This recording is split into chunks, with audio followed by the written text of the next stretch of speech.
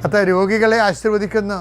ഉച്ച മുതൽ ഉള്ളംകാല് വരെ ഓരോ രോഗങ്ങളെ പീഡ അനുഭവിക്കുന്നവരും ഉറക്കമില്ലാത്തവരെയും കർത്താവ് ഇന്നലെ ഉറങ്ങിയിട്ടില്ലാത്ത മക്കളെ ആശീർവദിക്കുന്നു. കർത്താവേ, കുടലിലെ കുരുക്കൾ, അൾസർ രോഗങ്ങൾ കർത്താവിൻ്റെ വിശുദ്ധമായ രക്തത്തിൽ കഴുകപ്പെട്ട് പ്രാർത്ഥിക്കുന്നു.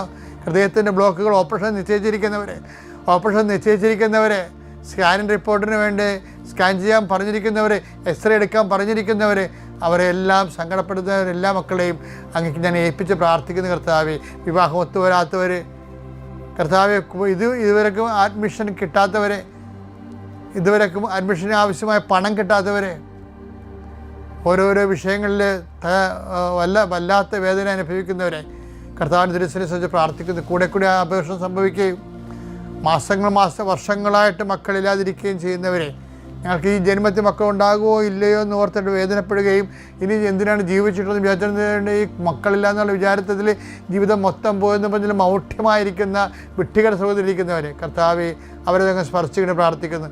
അവർക്ക് കർത്താവെ, അവർക്ക് നിലനിൽപ്പിൻ്റെ വരം നൽകണമെന്ന് പ്രാർത്ഥിക്കുന്നു. അവരുടെ ജീവിതത്തിൽ അങ്ങ് സ്പർശിക്കുന്നവരെ, അടയാളങ്ങൾ അവരെ കാണുന്നവരെ കർത്താവിൻ്റെ കരുണ നിങ്ങൾ ആവശ്യപ്പെട്ട് പ്രാർത്ഥിക്കുന്നു.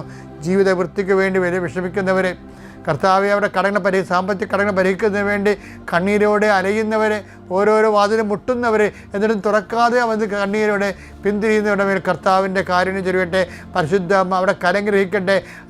നീ നടക്കേണ്ട വഴി നിന്റെ മുഖത്ത് നോക്കിയാൽ ഉപദേശിക്കുന്ന ദൈവത്തിൻ്റെ കരുണ നിന്നെ ആവശ്യിക്കുകയും നീ എന്തിനു വേണ്ടിയാണോ, ആരെക്കുറിച്ചാണോ, എന്തിനെക്കുറിച്ചാണോ നീ ആകുലപ്പെടുന്നത്, ആ വിഷയം, അത് കേസായാലും മക്കളായാലും പരീക്ഷയായാലും പ്രാർത്ഥനയായാലും വിവാഹമായാലും ഭവനമായാലും ഭവനമില്ലാത്ത അവസ്ഥയായാലും എന്തെല്ലാം കാര്യങ്ങളെക്കുറിച്ചുകൊണ്ട് നീ വേദനിക്കുന്നുവോ ആ മേഖലകളിലെല്ലാം ഈ ദിവസം ദൈവത്തിൻ്റെ കരുണ ചൊരിയട്ടെ.